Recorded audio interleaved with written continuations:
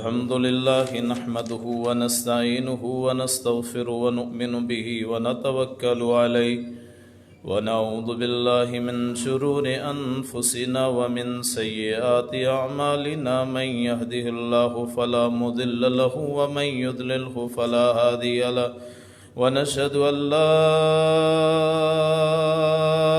إله إلا الله وحده لا شريك له ونشهد أن محمدا عبده ورسوله اللهم صل على محمد وعلى آل محمد كما صليت على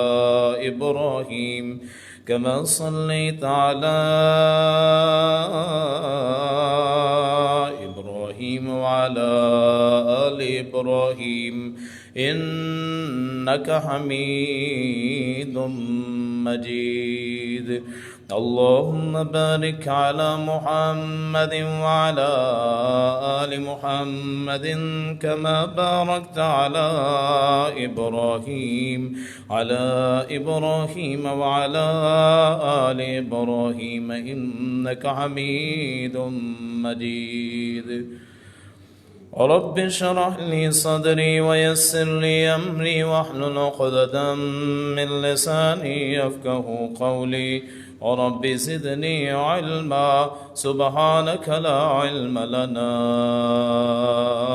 إلا ما علمتنا إنك أنت العليم الحكيم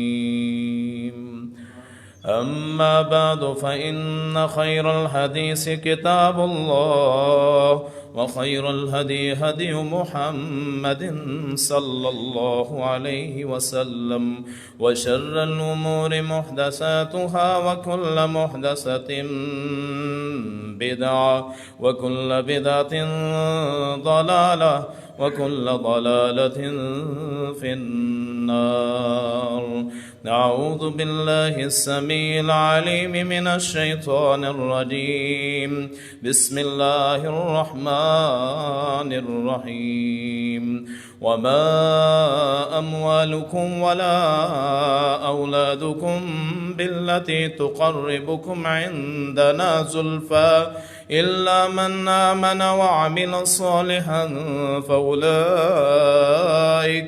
فأولئك لهم جزاء الضعف بما عملوا وهم في الغرفات آمنون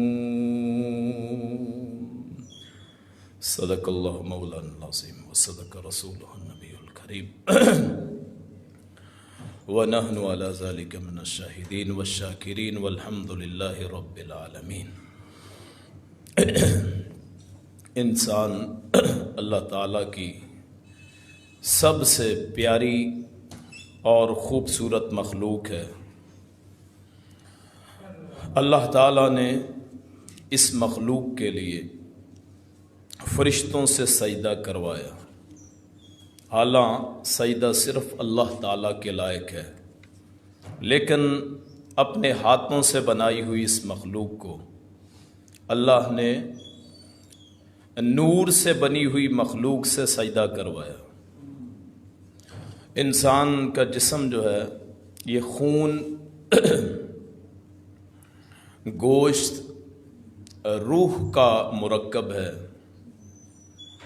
اس جسم میں گندگی بھی ہے، یہ خون ناپاک بھی ہے۔ اگر جسم سے خون نکل آئے تو وہ خون کے ہوتے ہوئے آپ نماز نہیں پڑھ سکتے، طہارت قائم نہیں رہ سکتی۔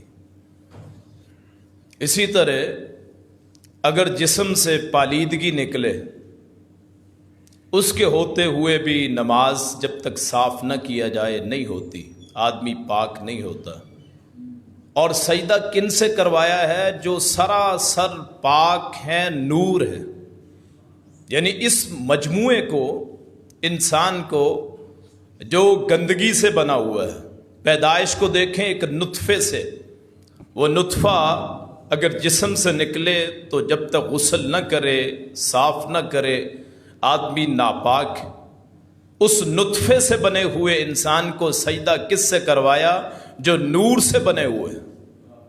پاکیزہ، مطہر، مقدس فرشتے، ان میں آدم، ان میں جبریل، میکائیل، اسرافیل، عزرائیل، اپنے عرش اٹھانے والے، کائنات کے جتنے فرشتے ہیں، اور فرشتوں کی تعداد اتنی ہے، رسول اللہ نے فرمایا صلی اللہ علیہ وسلم، زمین کا کوئی حصہ ایسا نہیں ہے جس پہ کسی فرشتے نے عبادت یا سجدہ نہ کیا ہو۔ یہ جو کعبۃ اللہ ہے، اس کے اوپر بیت المعمور ہے جو فرشتوں کا کعبہ ہے۔ مکے میں کعبہ شریف جو ہے اس کے اوپر فرشتوں کا بیت المعمور ہے۔ فرمایا ایک دن میں 70,000 فرشتے اس بیت المعمور کا طواف کرتے ہیں، اور جو ایک مرتبہ طواف کر لے پھر اس کی زندگی میں کبھی باری نہیں آتی۔ فرشتوں کی اتنی کثرت، ان تمام نے سجدہ کسے کیا ہے؟ انسان کو۔ گویا اس گوشت اور خون کے بنے ہوئے اس جسم کو اللہ نے ساری کائنات پہ، سب پہ فوقیت عطا فرمائی۔ اللہ نے فرشتوں سے کہا ایک میں نائب جانشین بنانے والا ہوں۔ فرشتوں نے کہا اسے تخلیق نہ کر، نحن نسبح بحمدک ونقدس لک، ہم تیری تسبیح بھی کرتے ہیں، تیری پاکیزگی بھی بیان کرتے ہیں۔ اور فرشتوں کی خوراک کیا ہے؟ سبحان اللہ، الحمدللہ، اللہ اکبر، لا الہ الا اللہ، لا حول ولا قوت الا باللہ۔ یہ فرشتوں کی خوراک۔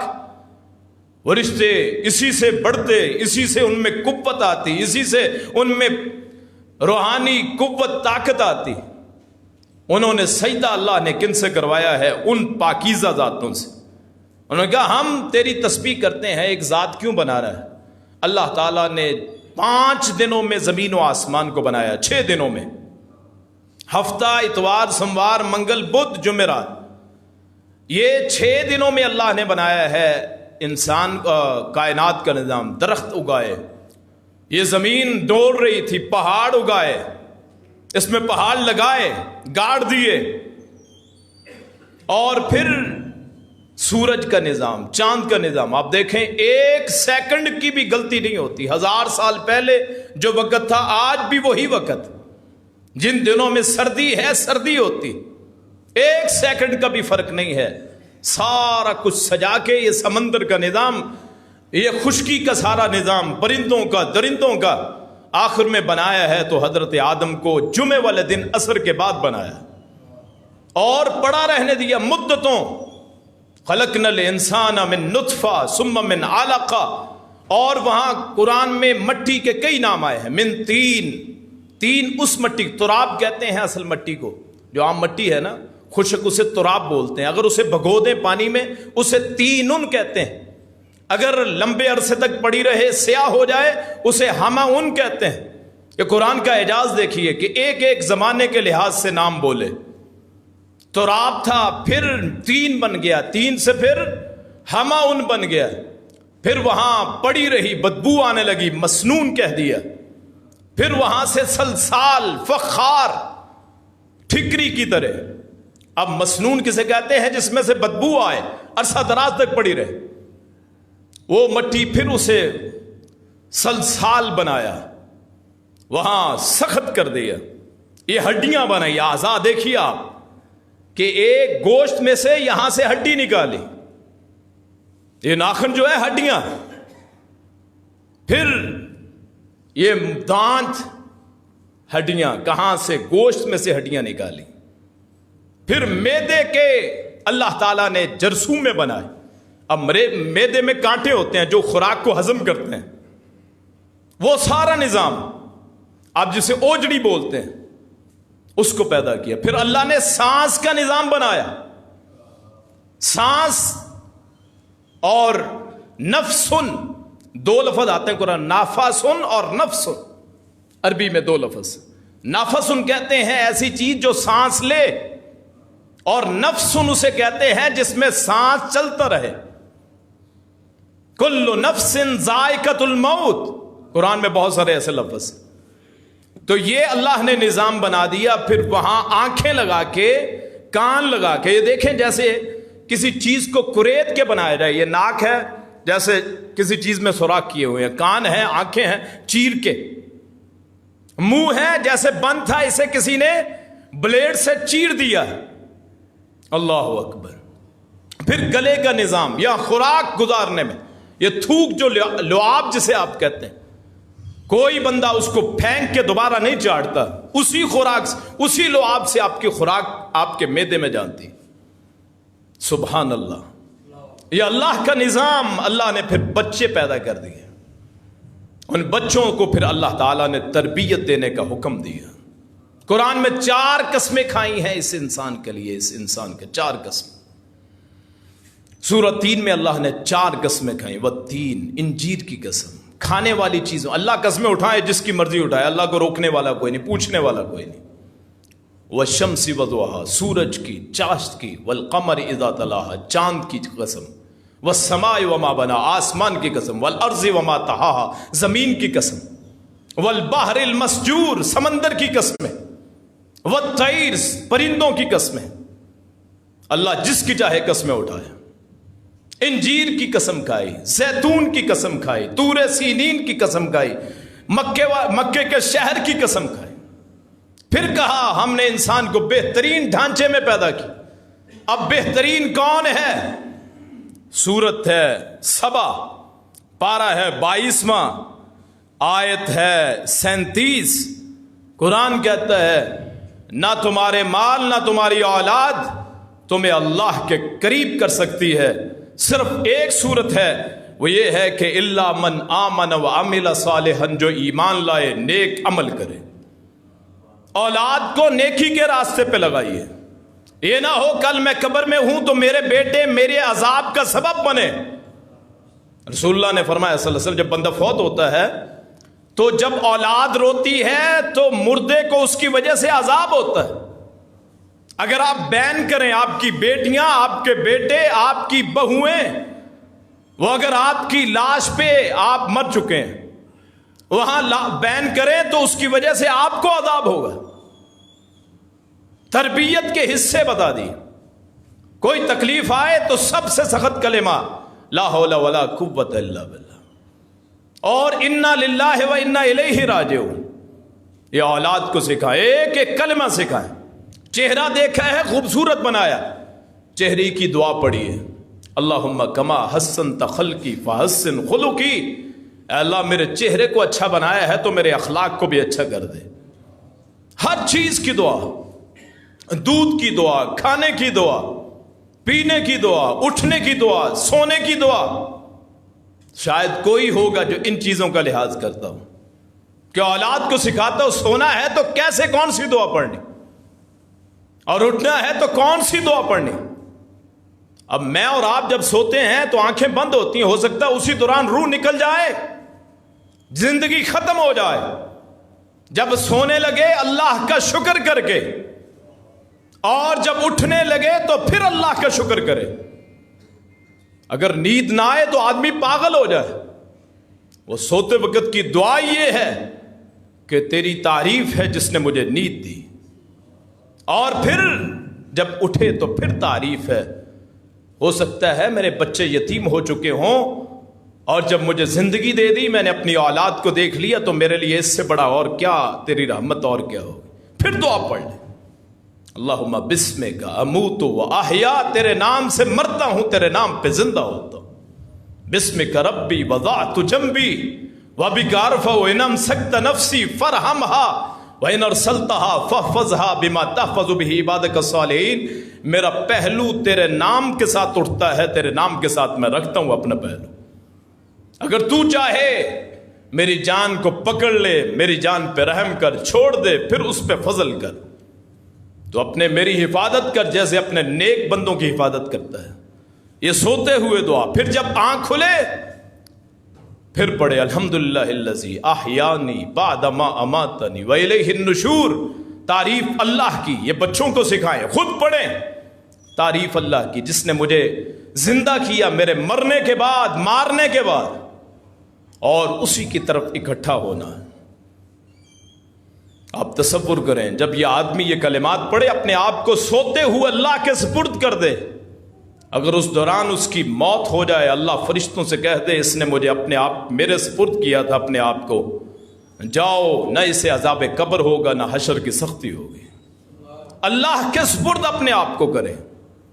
یہ چھوٹے چھوٹے بچے جو آپ کو نظر آتے ہیں، جن کو بڑی مشکل سے ہم پالتے ہیں، سالوں لگتے ہیں بچوں کو، چلنا نہیں آتا چلاتے ہیں، بولنا نہیں آتا آوازیں نکال کے دکھاتے ہیں، دنیا جہان کی ہر نعمت دیتے ہیں، ان بچوں کی زندگی اللہ کے سپرد کر دیں۔ یا اللہ تو نے دیا ہے، تو نے ہی ان کی حفاظت کرنی ہے، تو نے حفاظت کرنی۔ حضرت زکریا علیہ السلام وہ پرورش کرتے ہیں حضرت مریم علیہ السلام کی، تو بسا اوقات دور کے علاقے میں نکل جاتے۔ ایک مرتبہ یہ ہوا کہ دور علاقے میں چلے گئے، دروازہ بند کر گئے، تو پھر خیال آیا اتنا عرصہ ہو، اتنے دن ہو گئے، مریم کہاں سے کھائے گی؟ واپس آئے، دروازہ کھولا تو آگے دیکھا انا لکی ھذا، دیکھا وہاں پھل پڑے ہوئے، اور پھل کو دنیاوی نہیں ہے، اللہ کی طرف سے جنت سے آئے ہوئے پھل۔ کہاں سے آئے؟ نے کہا ھذا من عند اللہ، یہ اللہ کی طرف سے آئے ہیں۔ یہ بچی، اس کی تربیت زکریا پیغمبر کرتے ہیں، اور آگے سے وہ جواب دیتے ہیں، پوچھتے ہیں کہاں سے آیا؟ تو اس نے کہا اللہ سے آیا۔ ہمارا بھی یہی حال ہو کہ کما کے میں لاؤں اور بچے پوچھیں کہاں سے لائے، ہم کہیں اللہ نے دیا ہے۔ جو ہم نے اپنے بچوں کے پیٹوں میں، ان کے منہوں میں جو لقمے ڈالتے وہ کس نے دیا ہے؟ کوئی پوچھے اپنے بابا یہ کہاں سے آیا ہے، تو آگے سے کتنا اللہ کو اچھا لگے گا کہ یہ اللہ نے دیا ہے، اور اللہ نے دیا ہے تو اللہ جو چیز عطا کر دے وہ حلال طیب پاکیزہ مطہر ہوتا ہے۔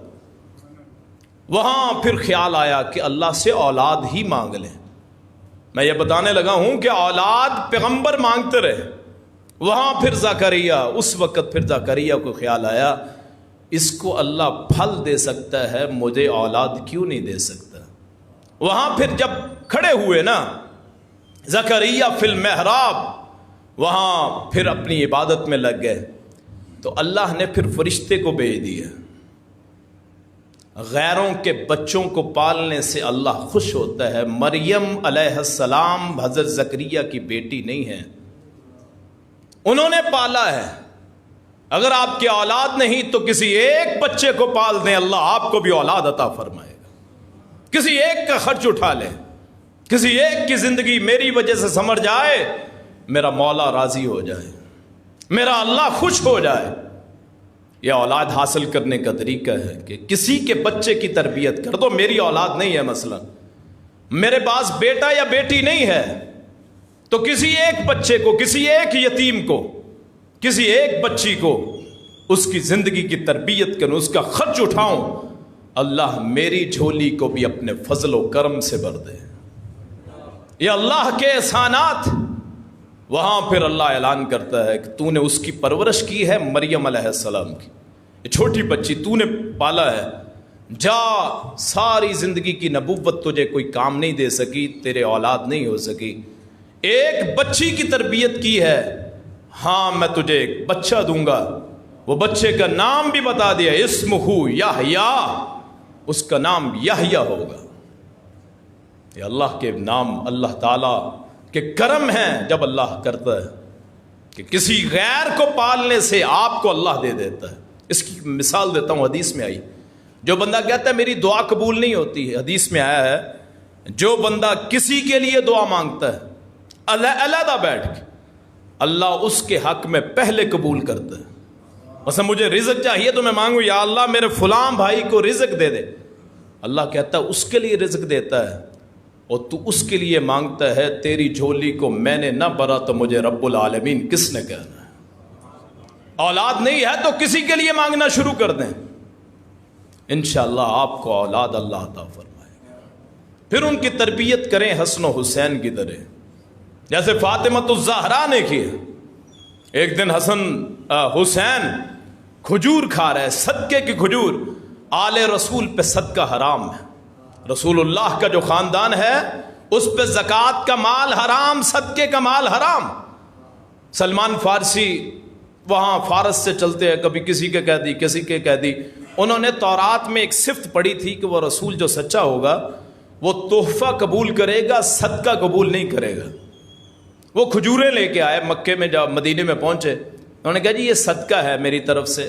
آپ نے وہ کھجوریں پکڑی، ساتھیوں کو پکڑا دی، ان کو کھلا دی۔ ان کے ایک تو سچی ہوگی کہ یہ صدقہ نہیں کھاتا۔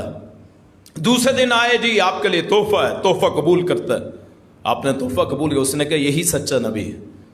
تو حضرت حسین کھا رہے صدقے کی کھجور۔ اب یہ نہیں ہے کہ ہم اپنے بچوں کو کھاتے دیکھیں تو خوشی ہوتی ہے، باپ تو اپنے منہوں سے مائیں نکال کے بچوں کو کھلا دیتے ہیں، خود بھوکے رہ لیتے ہیں۔ تو جب دیکھا رسول اللہ نے تو منہ میں سے وہ کھجور نکالی۔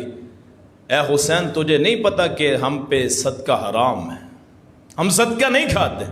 اور یہی بچے مسجد میں آتے ہیں، دیکھتا ہے ایک بابا ہے، بڑی عمر کا آدمی ہے، وہ وضو کر رہا ہے، وضو غلط کر رہا ہے۔ اب بڑوں سے مخاطب ہونے کا طریقہ بھی حضرت فاطمہ نے سکھا دیا تھا کہ بڑوں سے کیسے گفتگو کرنی۔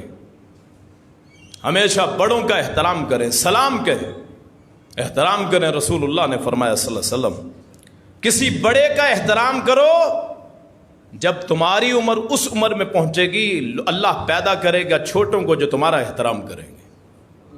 حضرت حسین حسن نے دیکھا یہ وضو غلط کریں، بابا جی ذرا دیکھیں ہم وضو صحیح کرتے ہیں کہ نہیں، حالانکہ پتہ ہے یہ نبی کے نواز۔ اس نے کہا ہاں جی بیٹا دیکھو، جب حسن حسین کو دیکھا وضو کر رہے ہیں، بیٹا مجھے ہی غلطی لگ گئی تھی، تمہارا وضو تو درست ہے۔ یہ تربیت ہے۔ آپ کے بچہ اور بیٹا اپنے باپ کی شکل ہوتا ہے۔ کئی ایسے ہیں جن کو دیکھ کے باپ کو گالیاں پڑتی ہیں، کسی کو دعائیں پڑتی ہیں، کسی کی نیکی دیکھ کے کسی کی اولاد کی، تو آدمی کہتا ہے یار کسی اچھے خاندان کا ہے، اچھے باپ کا ہے، اچھی تربیت ہوئی۔ اور کسی کی حرکتیں دیکھ کے ماں باپ کی بے عزتی ہوتی ہے۔ یاد رکھیے آپ کی اولاد وہ کورا کاغذ ہیں، کورا کاغذ، اس پہ جو مرضی نقش کر دیں، جو مرضی نقش کر دے وہی اس میں آپ کا چہرہ نظر آئے گا۔ گویا آپ کی اولاد آپ کا آئینہ ہے، آپ کی اولاد کو دیکھ کے پتہ چلے گا کہ آپ کتنے اچھے ہیں۔ اللہ پاک ہمیں اپنی اولاد کی تربیت کرنے کی توفیق عطا فرمائے۔ یہ اولاد ہی ہے، رسول اللہ نے فرمایا تھا صلی اللہ علیہ وسلم کہ آدمی اپنی اولاد کے مال میں سے کھائے۔ بیٹی کی تنخواہ آئے تو باپ اس میں سے کھائے، تو فرمایا وہ پاکیزہ مال ہے، باپ کے لیے پاکیزہ مال ہے۔ بڑی خوشی کا باعث کہ میرا بیٹا کمانے لگ گیا ہے، اس کے پیسوں میں سے میں کھاتا ہوں۔ کتنے ایسے بدبخت ہیں جو باپ کو اپنی تنخواہ کی بجائے، تو نے کون سا مجھے پڑھایا تھا، میں تو ٹیوشن پڑھا کے کام کر کے خود پڑھا ہوں، میری فیسیں کب اٹھائیں تھی۔ نہیں، وہ تیرا باپ ہے، اس کا حق ہے تیرے پیسے میں سے کھائے۔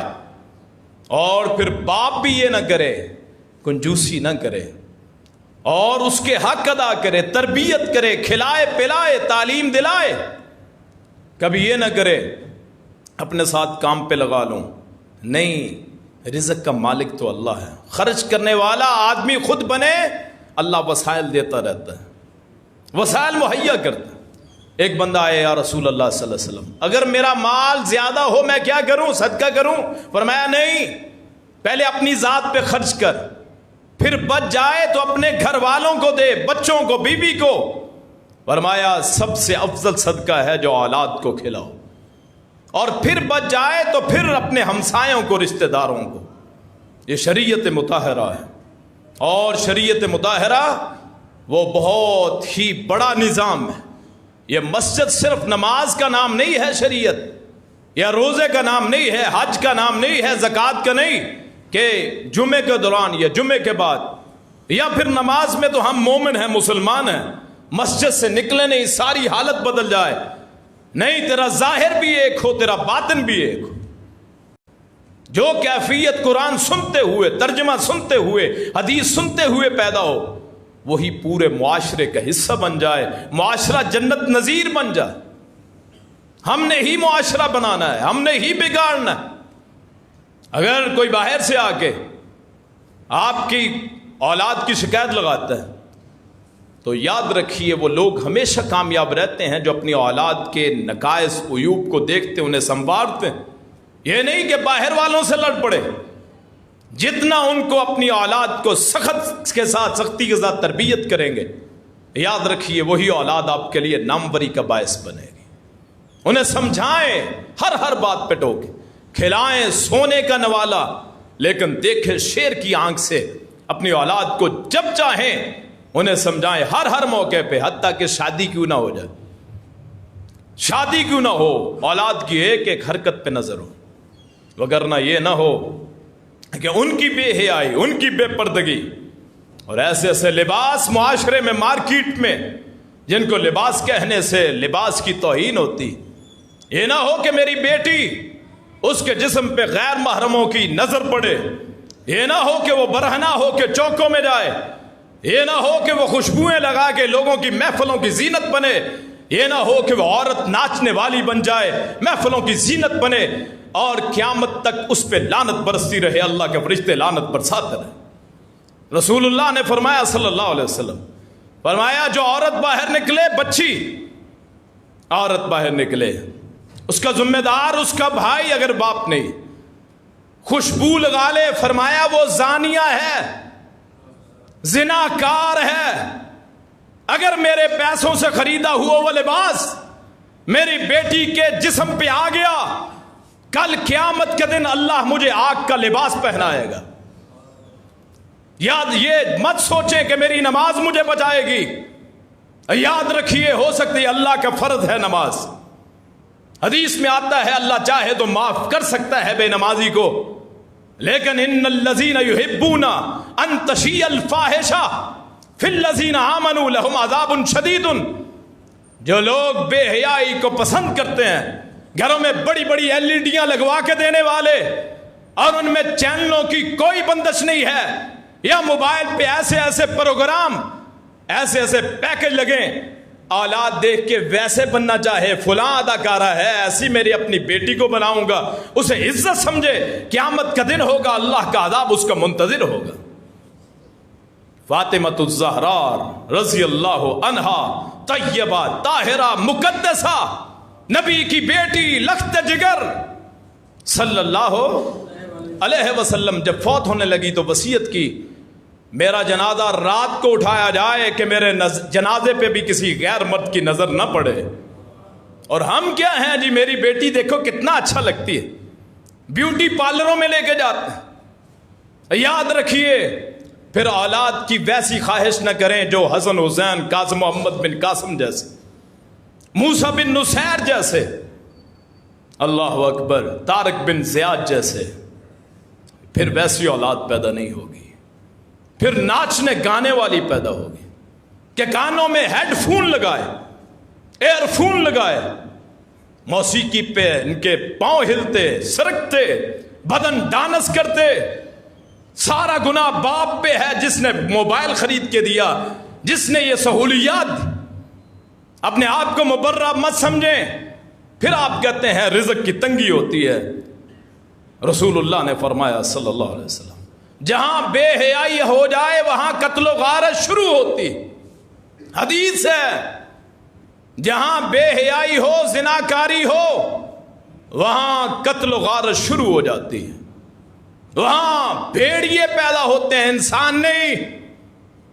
اور جب یہ ساری چیزیں ہو جائیں کہ میں اپنی بہن بیٹی کو باہر برہنہ بھیجوں، یا ایسا لباس کاسیاتن آریاتن، لباس پہنا ہوا ہے پھر بھی ننگی، جسم کے اعضاء نظر آ رہے، باہر سے کوئی غنڈہ اٹھے اس کی عصمت دری کرے، اس کی عزت کو نوچے، اور ہم کہیں کہ دیکھنے والوں کا قصور ہے۔ نہیں، قصور ہے جو بن ٹھن کے نکلا، اس کا قصور ہے۔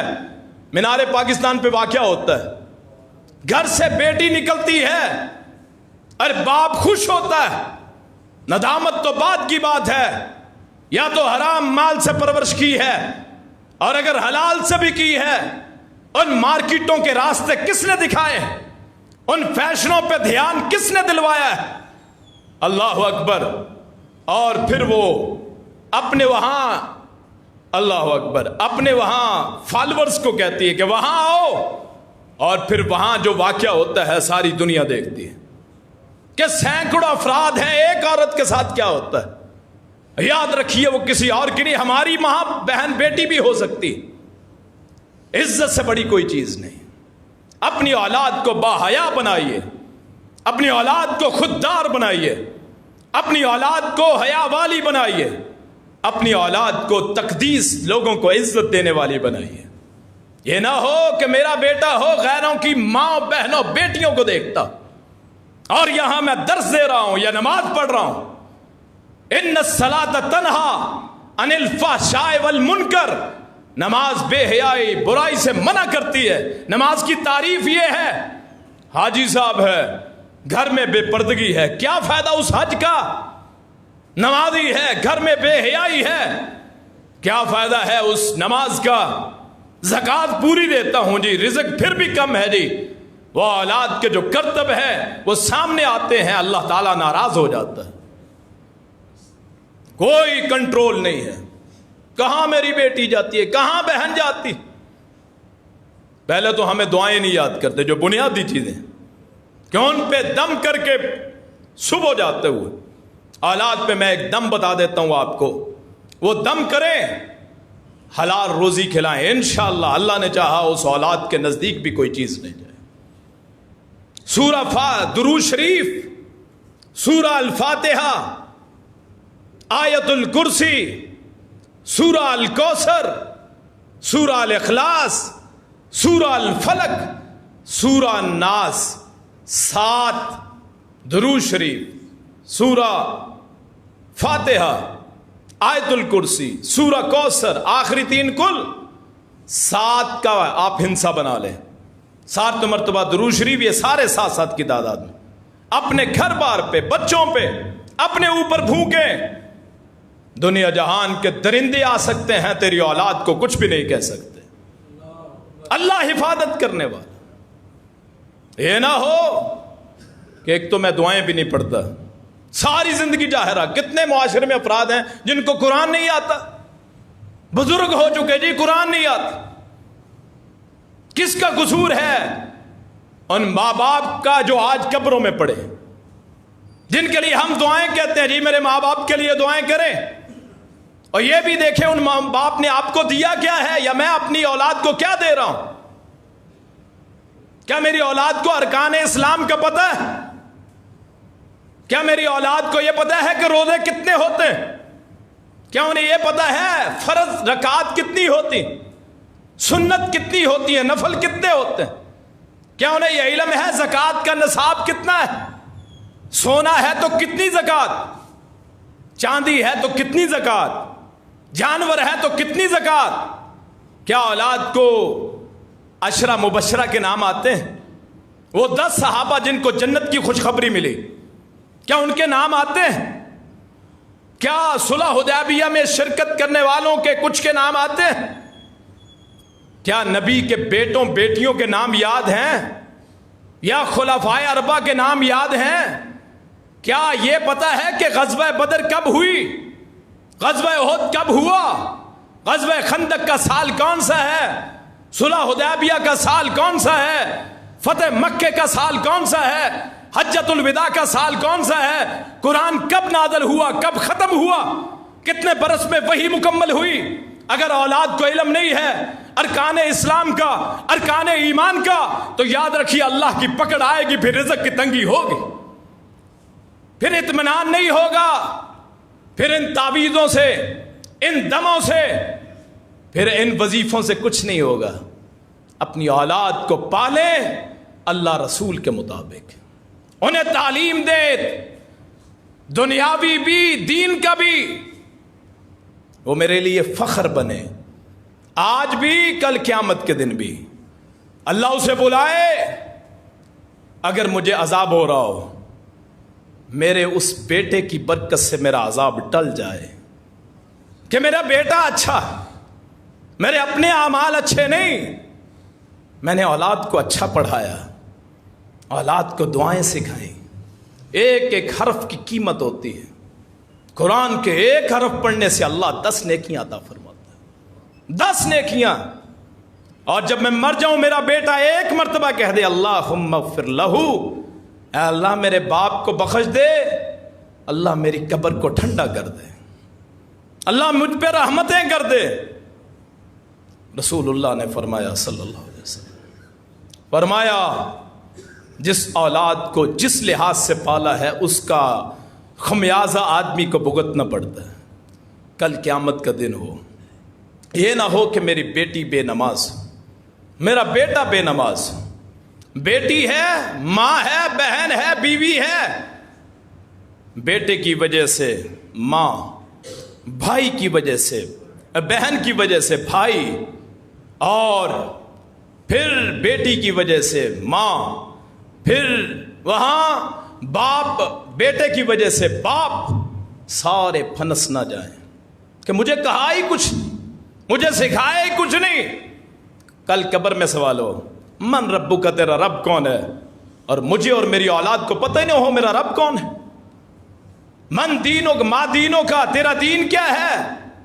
پتہ ہی نہ ہو میرا دین کیا ہے، نہ مجھے نہ میری اولاد کو۔ ہم نے تو دین کو رسم بنا لیا، مولویوں کے سپرد کر دیا، پیروں کے، مرشدوں کے، یہی بخشانے والے، یہی چھڑانے والے۔ کل نفس، ہر جان وہاں مرہونتن، گروی ہوگی اللہ کے دربار میں۔ من ذا الذی یشفع عندہ الا باذنہ، کوئی سفارشی نہیں۔ لا تزر وازرۃ وزر اخری، کوئی جان کسی کا بوجھ نہیں اٹھا سکتی۔ یاد رکھیے، اس قابل بنائے کہ میرا جنازہ ہو، کوئی بھی پڑھنے والا نہ ہو، اللہ بخش دے، میری بخشش کر دے۔ اتنی اچھی تربیت، یہ نہ ہو کہ اللہ کے حضور بھی شرمندہ، کل قیامت کے دن ہو تو رسول اللہ کے دربار میں شرمندہ، حوض کوثر پہ جائیں تو رکاوٹ بن جائے کہ میرے رسول کہیں کہ میرے نقش قدم پہ اپنی اولاد کو نہ لگایا، آج جام کوثر بھی نہ ملے، سفارش رسول بھی نصیب نہ ہو، مرتے ہوئے کلمہ بھی نصیب نہ ہو، یہ نہ ہو کہ مرتے ہوئے چہرہ بائیں طرف ہو جائے، یہ نہ ہو کہ عذاب قبر ہو۔ کیوں کہ ساری زندگی من اعرض عن ذکری فإن له معیشة ضنکا وَنَحْشُرُهُ يَوْمَ الْقِيَامَةِ أَعْمَى قَالَ رَبِّ لِمَا حَشَرْتَنِي أَعْمَى وَقَدْ كُنْتُ بَصِيرًا قَالَ كَذَلِكَ أَتَتْكَ آيَاتُنَا فَنَسِيتَهَا وَكَذَلِكَ الْيَوْمَ تُنْسَى۔ اللہ کہتا ہے جو میرے ذکر کو چھوڑ دیتا ہے، جو اپنی اولاد کو میرا ذکر نہیں سکھاتا، ہم اسے بھلا دیتے ہیں، ہم اس کی زندگی تنگ کر دیتے ہیں۔ اس کی نہ موت آسان، نہ اس کی زندگی آسان، نہ اس کا مرنا آسان، نہ اس کا زندہ رہنا آسان۔ اور قیامت کا دن ہوگا، ہم اسے اندھا کر کے اٹھائیں گے، نظر نہیں آئے گا۔ وہاں اللہ سے کہے گا یا اللہ، اور آنکھوں کی ہمت پوچھئے جن کی آنکھیں نہیں ہیں، جن کی آنکھیں چلی گئی ہیں، کل اللہ کا دیدار بھی نصیب نہ ہو، صحابہ کرام کو نہ دیکھ سکیں، رسول اللہ کی کا دیدار نہ ہو، اہل بیت سے ملاقات نہ ہو۔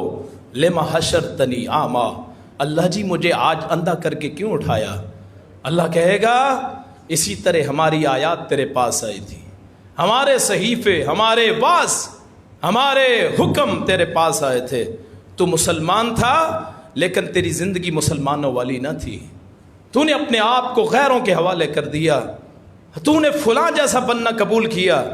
میری زندگی، میرے رسول کی زندگی، میری شریعت کے مطابق نہ خود چلا نہ اولاد کو چلایا، آج تجھے بھی بھلا دیا جائے گا، تجھے اندھا کر کے اسی لیے اٹھایا۔ یہ نہ ہو کہ پھر اوندھا منہ کر کے دوزخ میں پھینک دیا جائے۔ اور آگ، اللہ تعالیٰ نے حکم دیا آگ کو جلاؤ، 1000 سال آگ جلائی گئی، حدیث کے لفظ ہے، آگ جلتی رہی، سرخ ہو گئی، پھر 1000 سال جلائی گئی، آگ سفید ہو گئی، پھر اللہ نے کہا 1000 سال اور جلاؤ، آگ سیاہ ہو گئی۔ رسول اللہ نے فرمایا اب وہ آگ سیاہ ہے، اس سیاہ آگ اس بندے کی منتظر ہے جو اللہ سے غافل رہا، جس نے اللہ کو بلا دیا، جس کی زندگی اپنی خواہشات کے مطابق چلتی رہی، جو اولاد نے مانگا فوراً لے دیا، کہیں میری اولاد ناراض نہ ہو جائے، کہیں میری اولاد مجھ سے خفا نہ ہو جائے۔ میرے بھائی، میری اولاد جو ہے وہ اللہ نے دی ہے، وہی قائم رکھنے والا۔ اگر میرے بچے بچی سمجھدار ہیں، اگر اولاد اللہ نے عقل مندی ہے تو ان بیوقوفوں کو دیکھیے، ان بے عقلوں کو دیکھیے، ان مینٹل ہاسپٹلوں کو دیکھیے جہاں دماغ سے عاری لوگ بیٹھے ہیں جن کا علاج کیا جاتا ہے۔ اولاد کی خواہشات پہ نہ چلو۔ عمر بن عبدالعزیز رحمہ اللہ نے، ایک خلیفہ، عید کا دن ہے، بیٹیاں، خلیفے کی بیٹیاں، نئے لباس نہیں ہے، نیا لباس، بابا جی ہمیں بھی نیا لباس لے دو۔ عمر بن عبدالعزیز نے کہا بیٹی میں لے سکتا ہوں، لیکن اس سے بہتر چیز نہ بتاؤں۔ ہاں کیا ہے بابا؟ اس سے بہتر یہ چیز ہے کہ اللہ کو یاد کرو، یہ مال صدقہ کر دو، اللہ کو یاد کر دو، مال صدقہ کر دو۔ اولاد کو ضرور ان کی سہولیات دیں جو ان کی بنتی ہیں، لیکن ان کی خواہشات پہ کبھی نہ چلیں۔ اپنے آپ کو اور اپنی اولاد کو اللہ کے سپرد کر دیں۔ اللہ پاک مجھے بھی آپ کو بھی صحیح معنوں میں اولاد کی اور اپنی تربیت کرنے کی توفیق عطا فرمائے۔ اللہ پاک معاشرے میں امن و سکون پھیلائے۔ کشمیر کے بزرگ رہنما سید علی گیلانی اللہ کے حضور پیش ہو گئے۔ ساری زندگی 92 سال کی زندگی تھی سید صاحب کی، اور ساری زندگی آزادی کا علم اٹھایا، ہم پاکستانی، یہ نعرہ لگایا، اپنی ساری زندگی پاکستان کے لیے، آزادی کے لیے قربان کر دی، جیلیں کاٹیں، صعوبتیں برداشت کیں، سختیاں برداشت کیں۔ وہ بزرگ شیر وہ اللہ کے حضور پہنچ گیا۔ اللہ پاک اس بزرگ کی اللہ تعالیٰ مغفرت فرمائے، اللہ پاک ان کی قربانیوں کا صلہ آزادی کی صورت میں نصیب فرمائے۔